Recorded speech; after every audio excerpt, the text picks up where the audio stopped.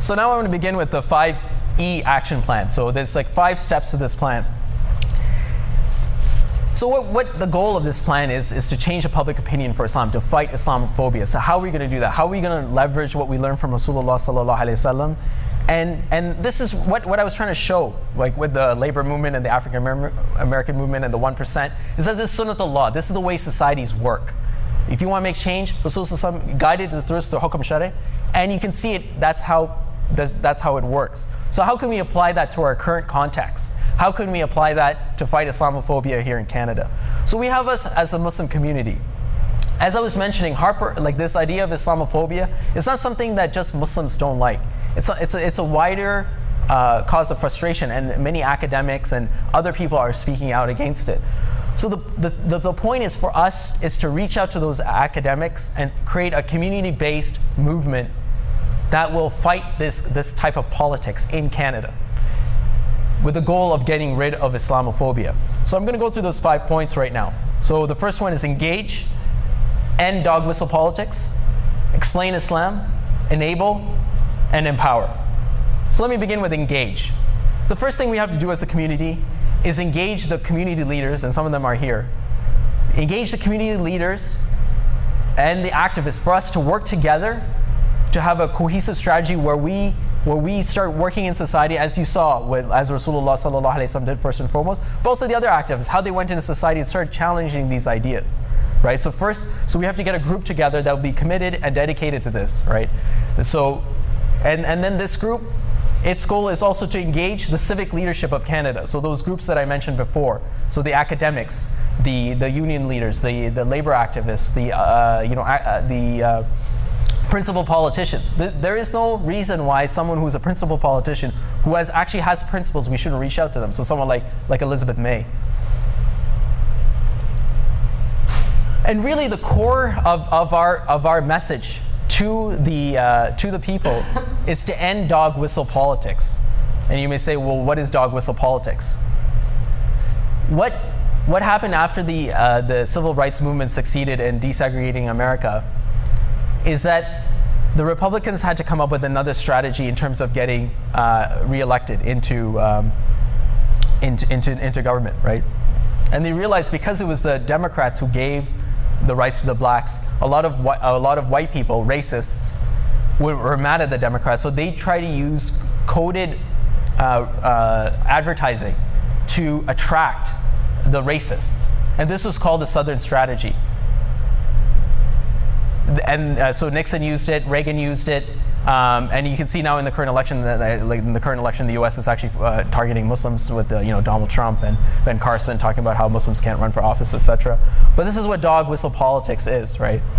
So what we have to do and ask the Canadian society as a cohesive group, ask them, is that the kind of society you want to live in? Like you see the picture behind me, right? I would think the average Canadian would be appalled that someone would wear such a shirt to a rally. It says, put white back in the White House, meaning, Barack Obama's black. Let's put Mitt Romney in the White House. At least he's white. So this type of dog whistle politics must come to an end. In that debate with Harper, what he says dramatically, if you watch the French debate, he says, "I will never tell my daughter that she must wear a face covering just because she's a woman." That is dog whistle politics. Who cares what he tells his daughter? Does that affect 30 million Canadians what he tells his daughter? What is she having for breakfast? I don't care. The point of in politics is, siyasa in Arabic, in the Islamic concept of politics, take care of the affairs of people. Not to use dog whistle politics, not to attack groups. We know from Umar bin Khattab, may Allah be pleased with them, he was killed by mushrikeen, a Persian. Did the Khalifa after him, Uthman radiallahu anhu, did he go after Persians? This is ridiculous. And that's the question we must put forth to the Canadian people, is to say, is this the kind of society you really want to live in? And Anas, when he talks about when he gets into the action plan, he'll give you some kind of concrete ideas about this. And really, what are the real issues? And that's what I was getting at when I showed you that the kind of leading causes of death. Why aren't they talking about cancer, right? when one of the CBC reporters, she got diagnosed with cancer. So because she was a reporter and she had access to the media, she could actually get down to the real issues. And so she had a real, interview. She would go interview doctors, and they find out. And one of the primary things about cancer is actually prevention.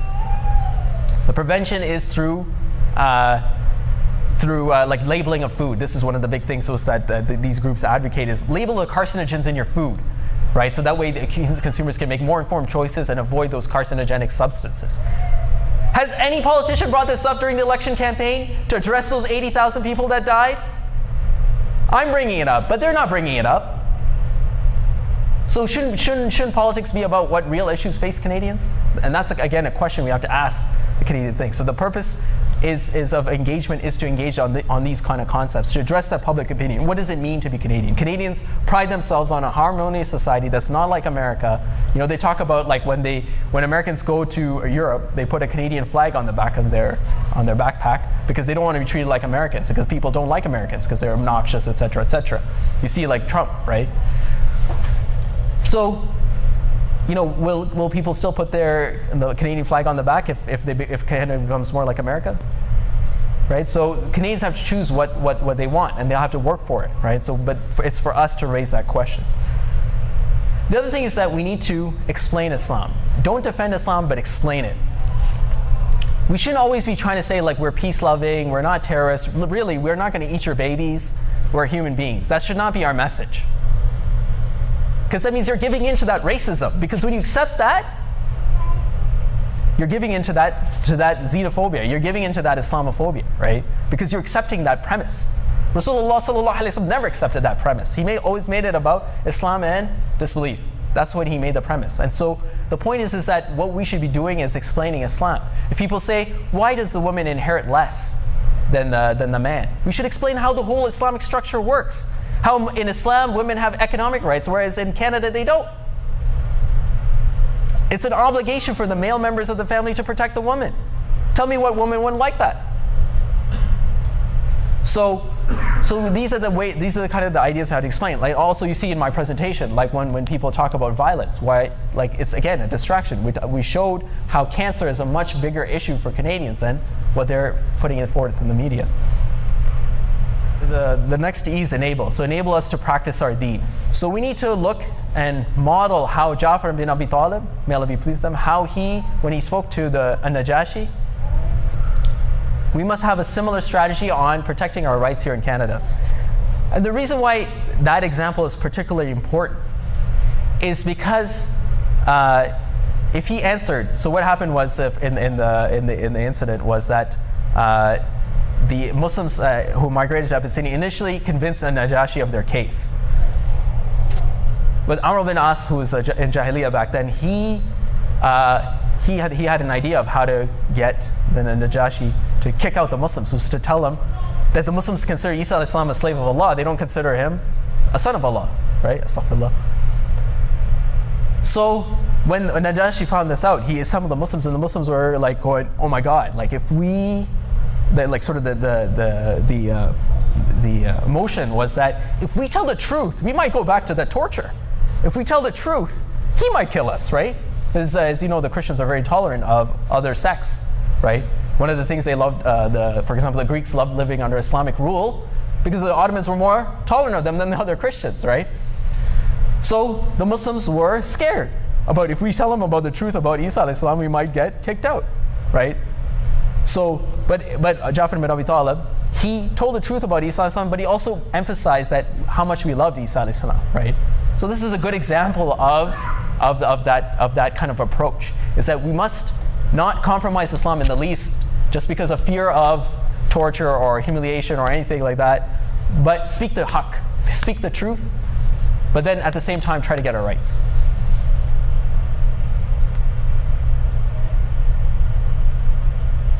The fifth E is to empower the community. So what I've kind of been discussing is sort of like if we get a group together of activists and community leaders to work together, is that we would form the body that would carry out such discussions.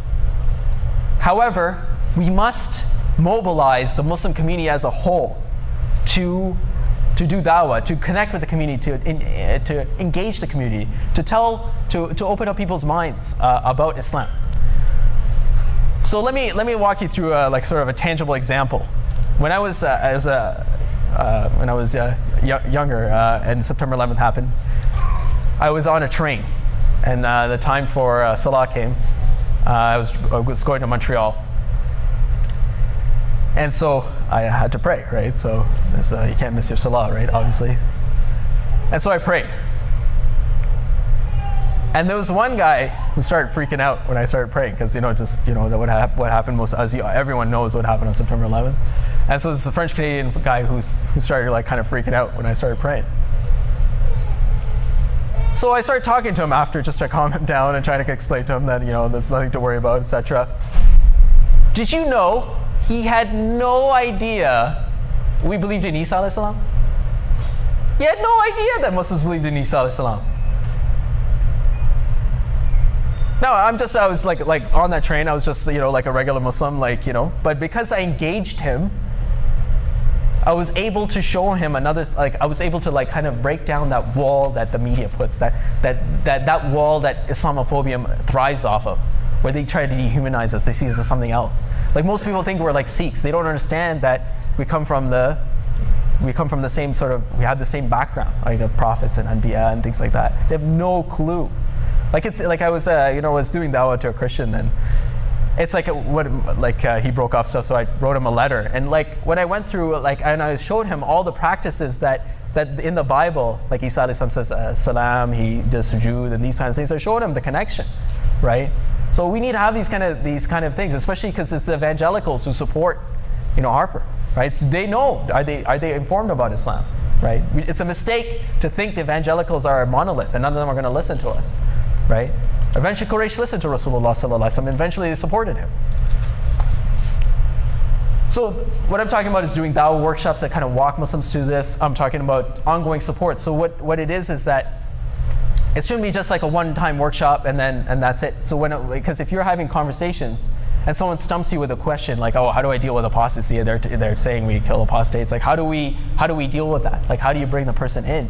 So you have to have ongoing support. So just as we promote, praying, just as we promote, paying your zakah, the 5 pillars, we also must promote this dawah. We must have an ongoing support where we support these kind of things, and we get together as people, trade stories. Oh, how do you discuss this, or how do you discuss that issue? Because through that kind of ongoing discussion, we can improve our efforts, right? Because we can learn from each other, right?